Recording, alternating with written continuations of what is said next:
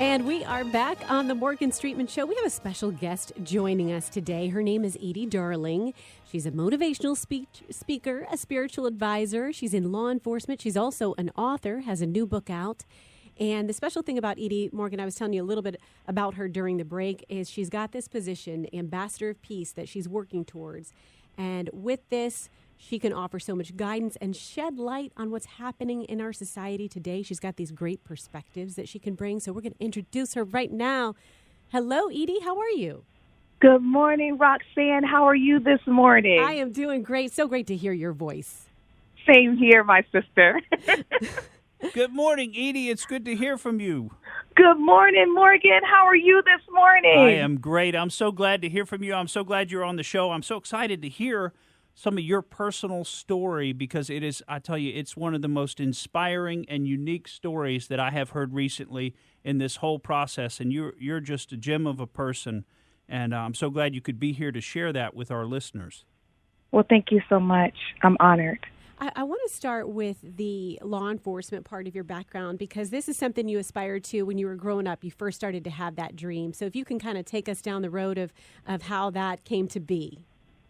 Yes, Roxanne. So when I was younger, my two brothers were robbed outside of our home. And so I grew up in a community where law enforcement and community were not friends. So my mom and my dad shared with us their experiences that they saw in their generation, and they passed those visions on to us, so to speak. And growing up in the community, I got to see it from my own eyes. And it wasn't a good vision. Mm-hmm. It wasn't good at all. And so when my mom said that she had to call the police when my brothers got robbed, I was like, Mom, no, don't you remember all the things you just told us? Mm-hmm. You know? Mm-hmm. So, but when the officer came to our home, Roxanne mm-hmm. and Morgan, he treated our family with the utmost respect. He saw us, first of all, as human beings. He saw my brothers as victims. He did not treat them less than.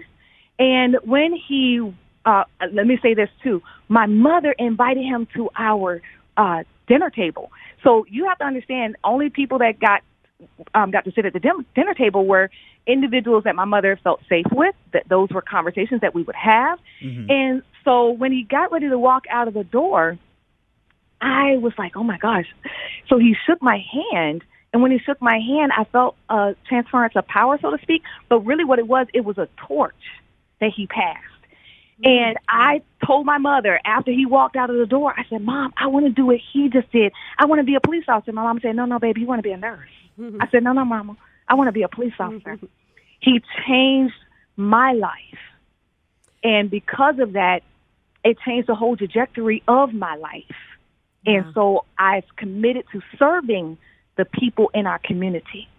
That is such a powerful story.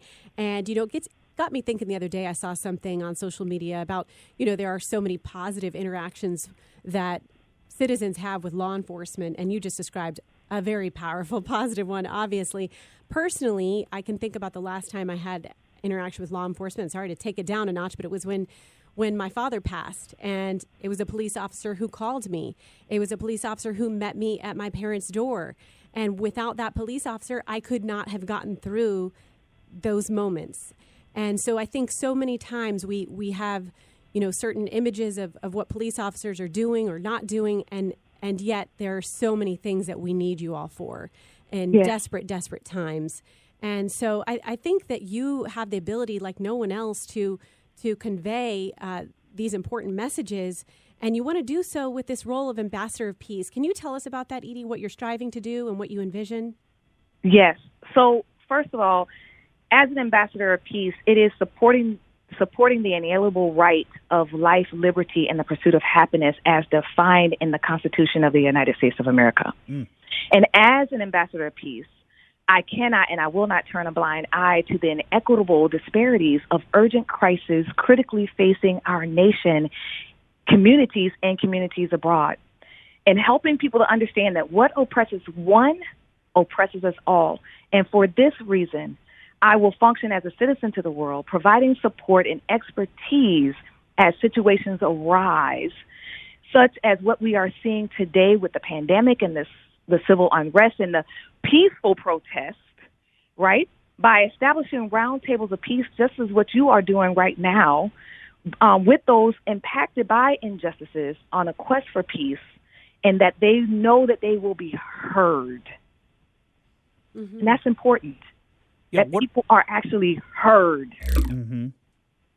Yeah, one of the themes that I've heard repeated is that theme of empathy and sympathy. You know, we don't always necessarily agree on what the right fixes are for some of the problems, but recognizing the humanity in other people and not falling into these sort of racial divisions of, oh, well, you know, this is a black problem or a white problem, or it's a black church or a white church, or a black community or a white community. I mean, these are human beings, and I know I've heard you talk about that in some of the interviews that you've done, but tell us a little bit more about how you're helping to spread that message to everybody that you're coming in contact with.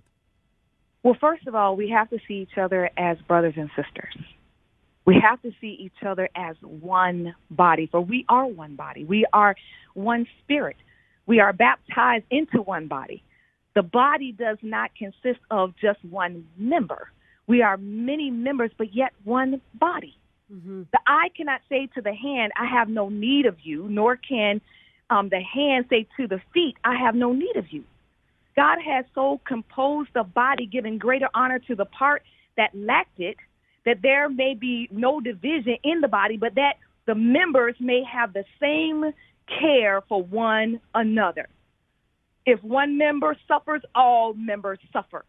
If one member is honored, all members shall rejoice together. And that is the problem. We do not see each other as brothers and sisters in humanity. Mm-hmm. Yes, that's true. Very powerful. And Edie, I've seen that last time I caught up with you, I was able to look at some of those letters that you've received from government officials and from people around the state and around the country that they've sent letters to the president requesting you be in this position. What are the next steps? What needs to happen? What can our listeners do? So, Roxanne, we did a campaign back in September to get 100,000 signatures to the White House, that the people's voice is heard to say why an ambassador of peace is needed now today more than any. And I always said we don't need 100,000 signatures. We just need one voice. That person who's willing to say, you know what, I believe in the message of peace, and I believe that the people need to see a face who recognizes and is recognized as the voice of peace for all of humanity, and that voice of peace is Edie Darling. And so that person has the ability to pick up the phone, ring, ring, ring, and say, this is the time right now for this to be heard. Because you know what's so interesting, Roxanne? Mm-hmm. When our Catholic counterparts, sisters and brothers look to that voice of peace, who do they look to? Everybody knows that voice of peace for them is the Pope, right? Mm-hmm. Yeah. So why is it that our those who are not Catholic cannot find a voice who they can look at? We need to have that voice. Mm-hmm. Mm-hmm. That's a good comparison. We need to know that there is that person that they can say, that person right there is our ambassador of peace, and that person will fight for peace all over the world. And fighting for peace, it's so important that you're doing that, but also, I mean, your background is such that you can bridge the gap between citizens who are unhappy and need to be heard and law enforcement who need to be heard as well, because I think that's getting lost right now quite a bit. Mm-hmm. It is. Just recently I just had a conversation with someone, and it was, one of my fellow brothers in law enforcement, and they said to me, I feel like throwing in the towel. Mm-hmm. And I said, whoa. I said, this is not the time to throw in a towel, brother. This is the time that you need to stand up and be who you have been called to be. Blessed are the peacemakers, for they will be called children of God. Mm-hmm. So we need those peacemakers, those who choose to be the dipper, those who have been called to make a change and be the voice of change, and going in and impacting individuals who don't look like them. Mm-hmm. Become the sheroes and the heroes of our next generation of individuals who need to know that there is hope and that you are not out here to harm me, but you are out here to protect me because I am a human being, first of all. Edie, we love talking with you. Thank you so much. Hey, I want to ask you, we've got less than a minute left, but you've also got a book, The Time Is Now, Awaken Your Dormant Gifts. Where can we find that book? On on the internet. Just go to the internet. Just look up The Time Is Now by Edie Darling. That's great. It's been so wonderful talking with you, as always, and just love your spirit, Edie. Love what you're doing. Yeah, and thank you so much for joining us, Edie. I'm going to go out there. Is that petition still out there? Because I'd be signing that right away. Well, you know what, Morgan? We may kick it back off, but again, it only takes one voice, and let that voice be heard. Sounds like a plan. Thank you so much, Edie. It was great to hear from you. What a wonderful story, and we hope we could talk to you again sometime soon. Yes. Thank you for listening to the Morgan Streetman Show. We hope you enjoyed what you heard, and if you did, please click like and subscribe to help us out. And remember that we recommend that you exercise your brain at least once a week.